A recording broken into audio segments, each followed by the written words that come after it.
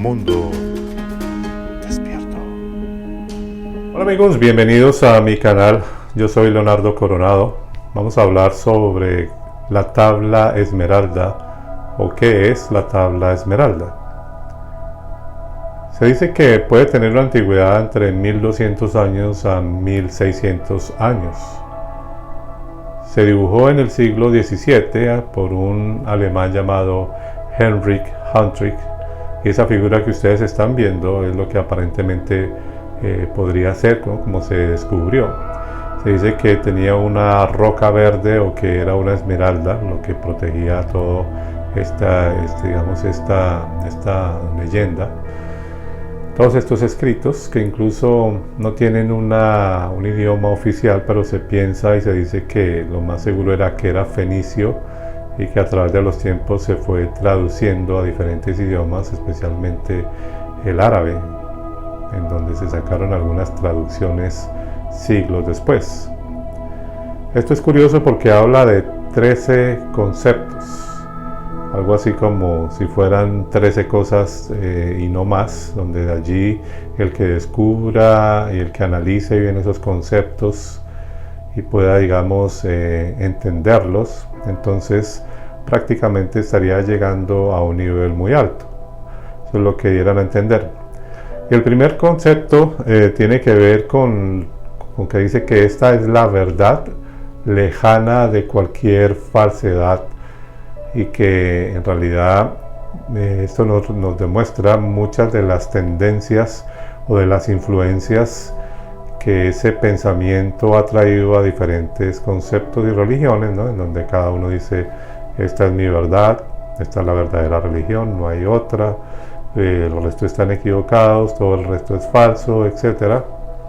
Y pues podríamos deducir que todo eso hace parte de este tipo de conceptos, donde eso también está plasmado en esta tabla de esmeralda.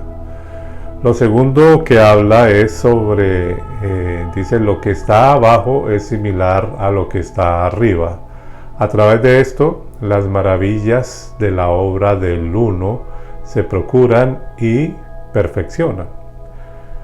Entonces está diciendo algo acá que es bastante, digamos que cuando yo lo leí, me llamó la atención el hecho de que incluso también en esa época muchos interpretaron esa parte en donde todo está sucediendo al mismo tiempo en diferentes niveles, y podríamos decir que de alguna manera es impresionante pensar que si eso es una realidad, pues eso demostraría muchas cosas que no serían demasiado, digamos, no serían muy agradables para el ser humano.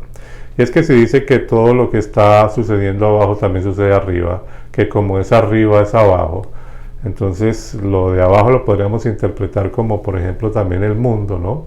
La tierra, en donde estamos viviendo muchas cosas, muchos conflictos a través de toda la historia humana. Han existido muchas cosas, muchas muertes, mucha violencia, muchos problemas. Y hoy día también estamos cerca de muchas cosas, ¿no? De una tercera guerra mundial, de diferentes cosas muy negativas para la humanidad. Y entonces, si abajo es así, dice que arriba es igual, pues se puede interpretar entonces que en diferentes niveles se podría estar viviendo prácticamente lo mismo. Y eso pues tendría que ver, aquí podríamos entrar a un punto de mundos paralelos o de otras dimensiones, o de algunos conceptos donde las personas, o sitios donde las personas pueden ir después de que pasan, por decirlo así, de un nivel como este que es el planeta Tierra, y encontrarse con que sería lo mismo, ¿no? Entonces pues deja mucho que pensar este tipo de frases. Tercero, dice la tabla esmeralda: además, como todas las cosas fueron creadas por el uno, así todas las cosas fueron creadas a imagen del uno. Ese tercer concepto nos recuerda lo mismo que habla en cierta forma la Biblia, de dioses creando, o un Dios creando a imagen, ¿no?, de él mismo a una raza. Y de algunos han sacado la conclusión de que esto pudo haber sido escrito de algún concepto, de algún libro del Antiguo Testamento. Algunos dicen que obviamente esto tiene una influencia en cierta forma de de la parte abrahámica y también del judaísmo y del cristianismo, teniendo en cuenta que tienen un concepto de que hay un solo Dios. En esa parte difiero yo un poco porque obviamente cuando se miran bien los textos, como he hablado en otros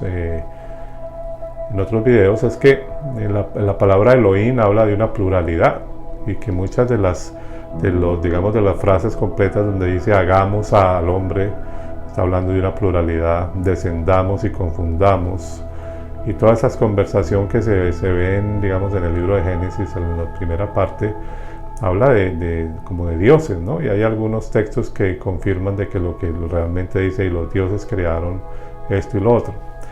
Entonces, en esa parte, pues no creemos que esté hablando de que haya una afinidad en ese aspecto, pero creemos que esa parte del uno tiene que ver con el comienzo de algo, en donde está diciendo que es el número uno en ese sentido, ¿no? De que existió y de que creó y todo este tipo de cosas.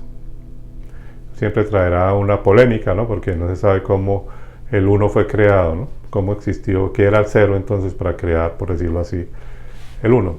De dónde pudo haber venido algo que se pueda formar solo, una mente inteligente, etcétera. Todo eso lo hemos hablado en otros videos. Pero de aquí surgen pues todo este tipo de conceptos que en cierta forma nos hacen pensar de que estamos viviendo en una especie de Matrix, ¿no? Si es igual arriba, es igual abajo. Todo fue creado por alguien específico, a una imagen de ese mismo, de él mismo, y sin embargo vemos que no hay una perfección. Así que eso nos dejaría entrever si hay algo perfecto o si realmente es una imagen imperfecta. Vamos a leer rápidamente los otros. Dice, por ejemplo, el número 5, dice que es el Padre de la perfección del mundo entero. Su poder es fuerte si se transforma en tierra. El 7 dice, separa la tierra del fuego, lo sutil de lo burdo, pero sé prudente, modesto y sabio cuando lo hagas. Número 8 dice, eso sube de la tierra al cielo, luego nuevamente desciende a la tierra y combina los poderes de lo que está arriba y de lo que está abajo. Así ganarás gloria en el mundo entero, pues, y la oscuridad ahuyentarás todas las sombras y la ceguera. Por su fortaleza arrebata la gloria de toda otra fortaleza y poder, porque es capaz de penetrar y dominar todo lo sutil y todo lo crudo y duro. Ese es el número 9. El número 10 dice, de esta manera el mundo fue creado. El 11 dice, este es el origen de sus maravillosos prodigios y admirables efectos. El 12 dice, por eso, o por esto estoy llamado Hermes Trismegisto, porque poseo las tres partes de la sabiduría y la filosofía de todo el universo. En esta parte se dice que incluso podría este hombre llamado Hermes ser el que escribió esta tabla de esmeralda, y se dice que de alguna manera él decía que él había encontrado, por decir algo, la llave del conocimiento, y que por eso esa parte o ese seudónimo de decirle Trismegisto es en cierta forma el hecho de que él había descubierto 3 puntos. Entre esos 3 puntos está la alquimia, la astrología y la teurgia. La alquimia habla sobre el cómo llegar a la perfección, en cierta forma resume eso, cómo es el camino para llegar a una perfección y lograr, digamos, conocer cosas que muchas personas no podrían entender, y que de alguna manera eso haría que una persona llegara a ser perfecta. La astrología es donde él habla de que en cierta forma ha conocido todos los misterios del universo, cómo está todo organizado, etcétera, como si hablara de esa parte. Y la tercera tiene que la parte de la teurgia, es donde se dice que la teurgia es el conocimiento digamos, que se desarrolla, o que algunas personas iban desarrollando para hablar con los dioses, hablar con esos poderes que están allá arriba, para que de alguna manera pudieran, digamos, favorecer a esa persona que los invoca. Entonces, pues esas son las 3 cosas de las que habla Hermes que ha descubierto. De todos estos conceptos surge el hecho de que se dice que la tabla de Esmeralda influencia o ha influenciado tanto que allí surgió el concepto del holismo. El holismo que viene del griego holos, que significa todo. Es decir, que de todas las personas en cierta forma se complementan y que el todo tiene que abarcar muchas partes del ser humano. Eso tiene que ver con la parte física, la parte mental, la parte espiritual, y que todo eso tiene que ir conjuntamente, que de alguna manera esa totalidad tiene que ser importante en la sociedad. Aristóteles dijo: el todo es mayor que la suma de sus partes, teniendo, digamos, una influencia en todo esto que hemos hablado de la tabla de Esmeralda, de la parte digamos del holismo, y todas estas conceptos que hablan de la necesidad de analizar todos los conceptos y de unificar, en este caso, digamos, llegar a ese punto de totalidad en donde prácticamente se deben tener en cuenta muchos aspectos para poder analizar el comportamiento humano, y también para tratar de lograr una globalización en donde el ser humano pueda ser uno en todo, así como viene de el uno, ¿no? En este caso como una especie de creador. Entonces todos estos conceptos, en cierta forma, lo que nos hacen deducir es que a través de todos los tiempos se encuentran manuscritos, se encuentran muchas cosas que tienen en cierta forma mucha influencia de otros que ya habían leído, y que en este caso podríamos pensar de que todo esto se escribió, esta tabla de Esmeralda, basado en otros textos que ya en este caso pudo haber sido Hermes quien los vio y que en cierta forma sacó sus propios conceptos.